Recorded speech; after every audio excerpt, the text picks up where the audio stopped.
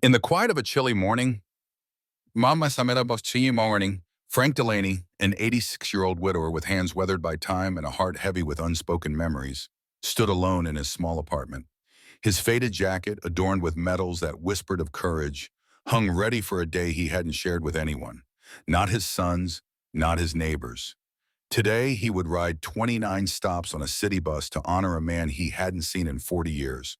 A man whose life he once saved in the chaos of a desert war. As Frank pinned each medal to his chest, slow and deliberate, he carried a promise kept in silence. A promise that would soon unravel a story of loyalty, sacrifice, and a bond no one else remembered. Would anyone notice the quiet hero standing at the edge of the crowd, or would his truth remain buried in the shadows of a hero's farewell?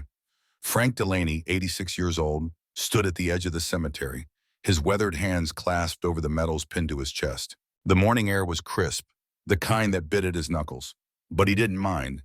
He'd woken before dawn, as he always did, in his small apartment above the shuttered bakery. The rent was low, the heater clattered through the winter, but it suited him.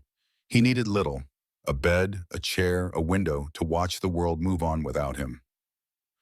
That morning he'd risen with purpose, laying out his clothes with the care of a man preparing for a moment that mattered. The jacket, its stitching faded and collar stiff, had been pressed by his own hands. His shoes, polished to a modest shine, carried the scuffs of years. One by one he fastened his medals to his chest, each pin a quiet ritual, each medal a memory that still held weight. He didn't call his sons. They were far off, tangled in their own lives, and Frank wasn't one for fuss. Instead, he boarded the early bus into the city, a 29-stop journey he endured in silence, hands folded in his lap, eyes tracing the blur of streets beyond the window. The cemetery was a sea of order amid grief. Black cars lined up like sentinels, white-gloved soldiers standing rigid, reporters weaving through with cameras. The crowd pulsed with purpose, a military precision threading through the chaos of mourning. Frank paused at the entrance, straightened his spine, adjusted his collar one last time and stepped forward. His walk was slow, deliberate, the gait of a man who'd carried heavier burdens than age. But before he could cross into the main gate, a young officer blocked his path. "Sir, this section's for family and invited guests," the officer said, voice firm, but not unkind. "You'll need to wait behind the ropes, Omed." Frank didn't protest, didn't explain, didn't mention the name pinned to his heart. He nodded, took 3 steps back, and stood by a tree, hands gently clasped, eyes fixed on the flag-draped casket in the distance. No one followed him. No one asked his name. No one noticed the medals or the quiet dignity in his stance, as if he could wait forever without needing to be seen. The casket belonged to General Thomas J. Henley, Tom to Frank. The name was printed on programs clutched by mourners, but Frank didn't need paper to remember. 40 years had passed since they'd last spoken, but some bonds don't fade. They'd served together in a time when Henley was just a second lieutenant, green from West Point, all sharp edges and ambition. Frank, older, steadier, had guided him through the desert's first brutal weeks, teaching him to sip water sparingly, to aim with purpose, to trust instinct when maps failed.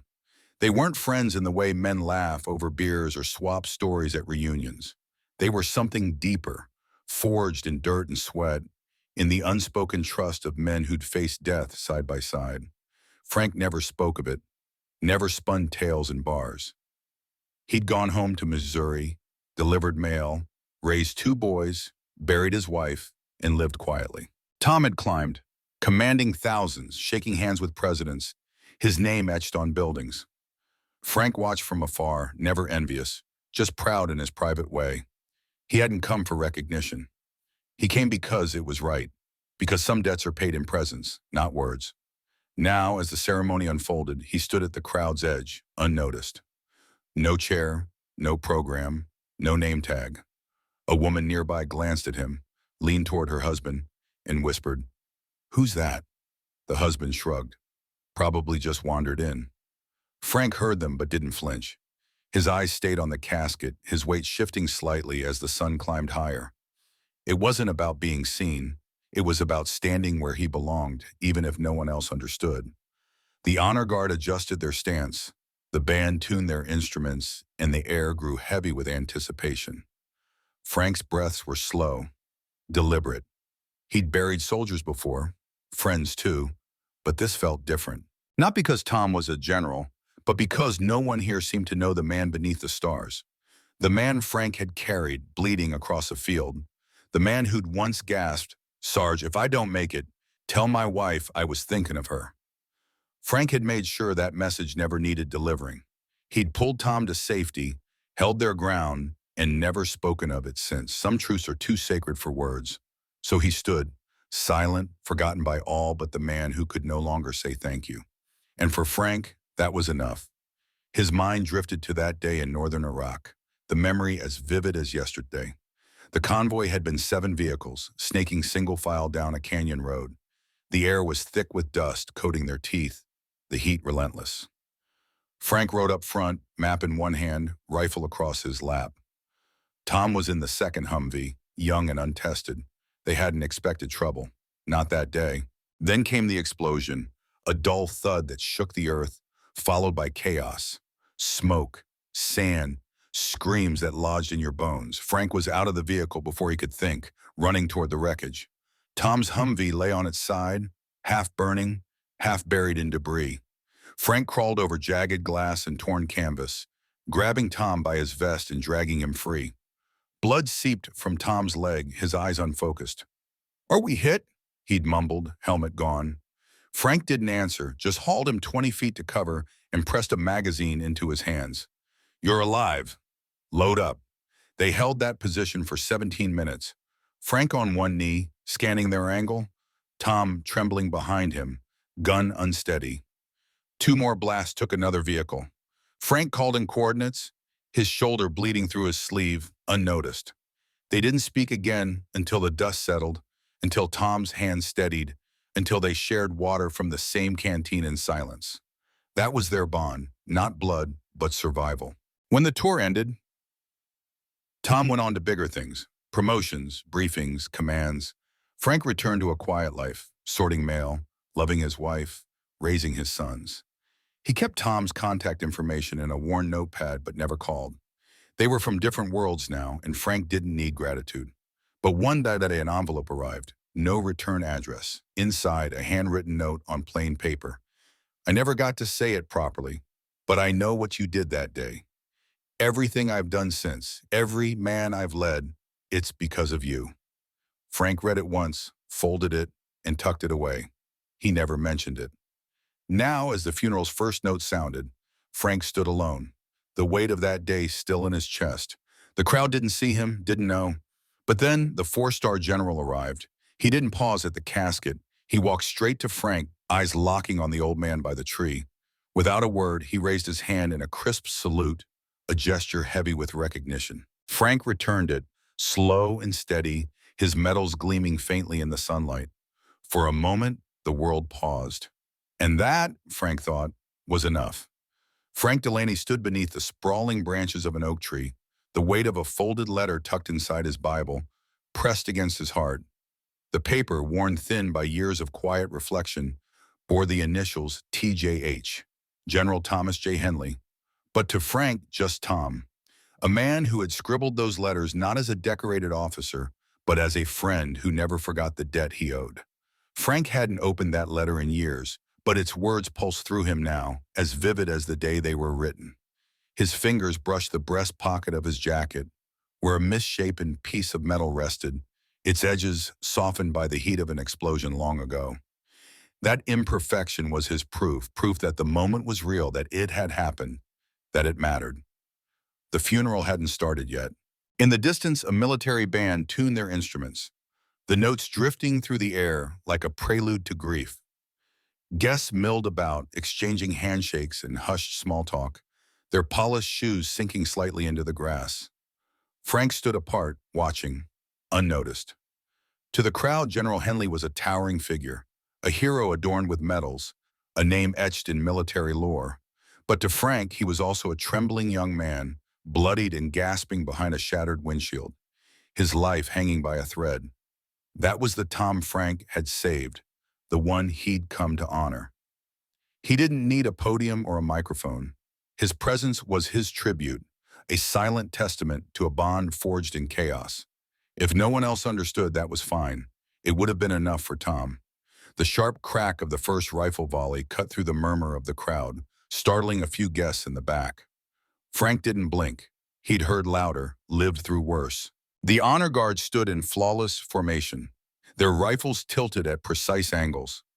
3 volleys rang out, each one crisp and final, reverberating over the rows of white chairs and gleaming dress shoes. Then came the silence, heavy and unyielding, settling into the bones of everyone present. The bugle followed, its mournful notes weaving through the air. Taps never changed, no matter who lay in the casket, but its weight always found Frank. He stood rigid, his back straight, just beyond the seated guests. No hat to tip, just a slow blink as each note pulled memories to the surface. Memories of fire, of blood, of a moment when survival wasn't guaranteed. The band faded. The wind stirred, rustling the leaves above. A woman nearby glanced at Frank, her curiosity evident. She leaned toward the man beside her, her voice a soft whisper. "Is he with the family?" The man shook his head. No clue. Maybe a neighbor. Frank's gaze stayed forward, unyielding. He didn't fault them for wondering. People remembered the shine of medals, not the hands that earned them. A young officer, clipboard in hand, moved through the rows, checking names with practiced efficiency. He paused when he spotted Frank standing alone, detached from the crowd. Approaching with a professional air, he hesitated, unsure. "Sir, are you with the Henley family?" Frank shook his head. "No," the officer's brow furrowed slightly. "Were you invited by the department?" Another shake. "No." The officer nodded, clutching his clipboard tighter. "You're welcome to stay back here, sir, but please don't cross the rope line during the ceremony." "I won't," Frank replied, his voice steady. That was it. The officer moved on, not asking his name, not glancing at the medal in his pocket, unaware he'd just spoken to the man who once pressed his hand against Tom Henley's artery to keep him alive. Frank didn't take it personally. The officer was just doing his job, following lists and protocol, not the stories etched in blood and memory. At the podium, a woman, perhaps Tom's niece, stepped forward. Her voice was warm as she shared stories of Tom's discipline, his relentless work ethic, how he'd make his grandkids line up for breakfast like they were cadets at inspection. The crowd chuckled softly, a brief release of tension. Then came the formal speeches. A retired general, a senator, a man in a crisp white uniform, all speaking of valor, legacy, and leadership. Their words were true, polished, and fitting, but they weren't Frank's truth. His truth was the Tom who wept when a 19-year-old private died in his arms. The Tom who refused coffee for 3 days after, blaming himself for not taking point. That Tom never made the headlines, but he was the one Frank stood there for. Frank's eyes drifted over the guests, people who knew Tom as a leader, a father, a symbol. None of them knew him in that desperate moment, when shrapnel tore through the convoy and Tom's screams filled the air. None of them had seen him at his most broken and stayed anyway. That memory was Frank's alone, a weight he carried without complaint. The flag was folded now, each corner precise, handed to Tom's widow with gloved hands. Her fingers trembled as she accepted it, and Frank felt a tightness in his chest. Not pain, not pride, but something deeper, a quiet ache that held both. The priest offered the final prayer, heads bowing around him. Frank stayed upright. He'd already made his peace beneath that tree before the crowd arrived, whispering it to the wind and the man who wasn't there to hear it. But something lingered, a faint stirring in the air. It wasn't over. Something unspoken still waited. The speeches had ended, the cars had stopped arriving, and the wind had calmed. Word had spread that a 4-star general might attend, but no one had seen him. The crowd assumed he wouldn't come. Then as the priest closed his book and the family began to rise, a black SUV rolled up quietly near the front row. No escort, no fanfare, just a single figure stepping out. He wore dress blues, ribbons lined across his chest, 4 silver stars glinting on his shoulders. A soft gasp rippled through the crowd. Whispers followed. "That's General Mason. Didn't he serve with Henley? I thought he was overseas." Frank heard them but didn't turn. He stood beneath the tree, hands clasped, his eyes fixed on the casket. General Mason didn't pause for handshakes or cameras. He didn't approach the widow or the podium. Instead, he scanned the crowd, his gaze deliberate, searching. Then, with measured steps, he moved toward the back. The guests shifted, heads turning, the air growing still. Mason stopped, not at the casket, not at the flag, but in front of the old man under the tree. Frank met his gaze, calm and unshaken. For a moment, they stood in silence, two men bound by something unspoken. Then Mason raised his hand, not in a wave or a gesture, but in a salute, slow, deliberate, the kind that carried a lifetime of meaning. Frank didn't move, didn't return the gesture. He didn't need to. That moment wasn't about ceremony, it was about truth. The crowd fell silent, no coughs, no whispers, just the weight of what passed between them. Then Mason turned, his duty done, leaving the air heavy with what hadn't been said aloud. The speaker turned to the gathered crowd and began to speak, his voice steady but weighted with purpose. Long before General Thomas J. Henley earned his first star, he was guided by a man named Frank Delaney. The speaker's gaze shifted to Frank, standing quietly among the mourners. Without Frank, Henley might never have survived to become the man so many revered. A ripple of surprise passed through the audience. Some exchanged puzzled glances, others blinked in quiet disbelief. The general stepped forward, positioning himself beside Frank, his presence commanding yet humble. He hadn't come to bask in accolades or chase recognition. His only purpose was to ensure everyone present understood the truth. He gestured toward the flag-draped casket, his hand steady but reverent. You all knew General Henley as a towering leader, a figure of strength and resolve. But leadership isn't born, it's forged. And this man, he said, resting his hand gently on Frank's shoulder, this is the one who forged him. A hush fell over the crowd. Whispers faded, and even the photographers, caught in the moment's gravity, lowered their lenses. The general's voice grew softer, but no less resolute. He pulled Henley from a blazing convoy under a hail of gunfire, pieced his shattered leg together with his own hands, and kept him alive until help arrived, and all while bleeding from his own wounds. The general turned to the younger officers in the crowd, their faces a mix of awe and unease. No medal was ever awarded. No citation was ever penned, because Frank never spoke of it until this moment. You didn't even know his name. His eyes met Frank's again, unwavering but warm. But we knew, and we never forgot. Frank stood in silence, offering only the faintest nod, a gesture of gratitude that sought nothing in return. Slowly, one by one, the crowd began to rise. Some bowed their heads in respect, others raised hands to salute, and a few pressed palms to their hearts. It wasn't choreographed or ceremonial. It was raw, unscripted, human. A young cadet who earlier had eyed Frank with a trace of skepticism stepped forward. His eyes were wide, his voice unsteady but earnest. I didn't know, sir, but I do now. Frank extended his hand and the cadet clasped it without hesitation, as if the gesture sealed a newfound understanding. The general leaned in once more, his voice quieter now. I had a speech ready, but I think this moment speaks louder than words ever could. With that, he turned and walked back toward the casket, leaving behind no fanfare, no music, just the weight of a truth finally spoken. The ceremony drew to a close without further words. No formal declarations, no swelling music, just the quiet reverence of those present. Some wiped tears from their eyes. Others stood still, grappling with the magnitude of what they just learned. Frank remained where he stood, hands clasped beneath the shade of a towering tree, his gaze fixed on the flag. As the crowd began to disperse, the murmur of voices returned, and footsteps shuffled across the grass. But this time Frank was no longer invisible. People nodded as they passed. Some paused to shake his hand, their grips firm with unspoken gratitude. Others simply looked at him, their eyes carrying the quiet regret of having overlooked him before. A woman from the front row approached, her steps tentative but deliberate. Her voice was soft, almost fragile. I'm Tom's daughter, she said. We never knew that story. Frank's lips curved into a faint, bittersweet smile. Your father knew, he replied. That was enough.